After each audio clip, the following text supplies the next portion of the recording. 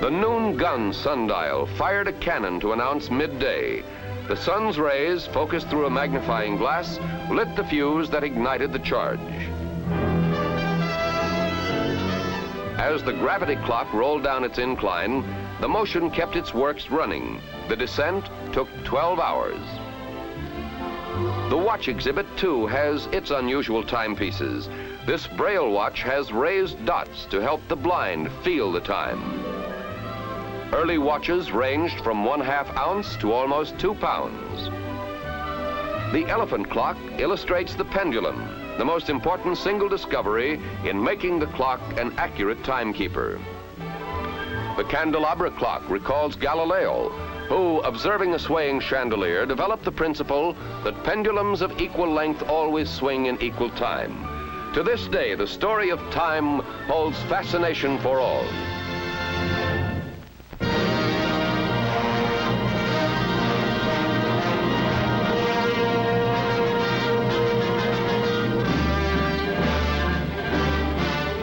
The year is 1919, and this can be called America's first guided missile. Constructed barely 16 years after the Wright brothers' first flight, the crude craft had a 41 horsepower engine. It was controlled by gyroscopes and designed to carry 200 pounds of explosives. Tests with the flying torpedo ended again and again in failure. But undiscouraged, Air Service mechanics put the pieces together and kept on trying. Still, the research pioneers continue to tinker and test and learn. And finally, after repeated disappointments, they sent aviation's first guided missile into flight. The aerial trailblazer followed a wobbly, erratic course as it bobbled through the sky, controlled by a nearby plane. Who could have dreamed that someday guided missiles would be built to span oceans and cross continents? Today at Air Force research centers, the emphasis is not only on missiles, but also on men. The physical limits of a pilot must be known before he is hurtled into space by powerful rocket engines. That is why volunteers risk their lives in safety tests for American airmen. Machines have their limits too. Here, a piece of metal is dropped into a jet engine, which in slow motion is ripped apart.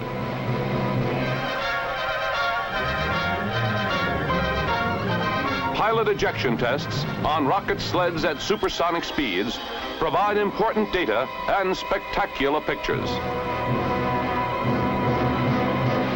A far cry from the old guided missile is the new Falcon.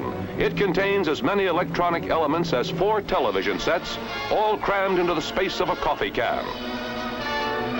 An air-to-air missile, the Falcon reaches blinding supersonic speed in seconds. The nose strikes through the target, exploding its cargo of destruction. Raised into position, a giant ground-to-air missile is fired right past our camera.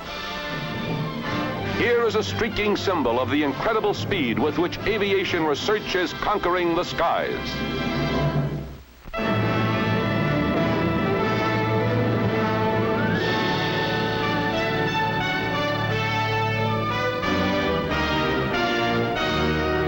Governor DeWitt Clinton of New York. His dream changed America's destiny, for he was the father of the Erie Canal, the golden gateway to the West, more than a century ago. Opened in 1825, the Erie Canal was the first empire builder in our history. It was the only water highway through the long Appalachian mountain chain. Supplying a route for the settlers to go west, it gave them a means for shipping their goods back east. Overnight, the canal opened the east to the west and the west to the east. In New York State, towns sprang up all along the 500-mile route. Buffalo and Albany, the terminal cities, grew rapidly, and New York City became the greatest port city in the United States and eventually the world. Clinton's folly, the critics called the inland waterway. How wrong they were. The Erie Canal became the thread that wove a far-flung nation into a unified America. An abandoned ditch choked with debris. This is a remnant, one of the original canal locks. 40 feet wide and 4 feet deep along most of the way, the canal seems pitifully small by modern standards, but in its day it was a monumental achievement. There were no roads to haul supplies. Its builders had no previous engineering experience and only the crudest of tools. The men cut through solid rock by hand and black powder, building 82 locks to overcome a difference of 571 feet between the water level of the Hudson River and Lake Erie. It took 8 years to complete. It would remain in use some 80 years. The task of replacing the old canal with a new waterway began in 1905 and continued for 13 years. The modern barge canal follows the picturesque pioneer route along part of its journey across New York State.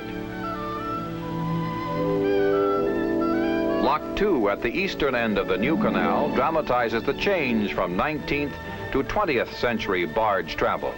Operated by electricity, each of the 57 locks can raise or lower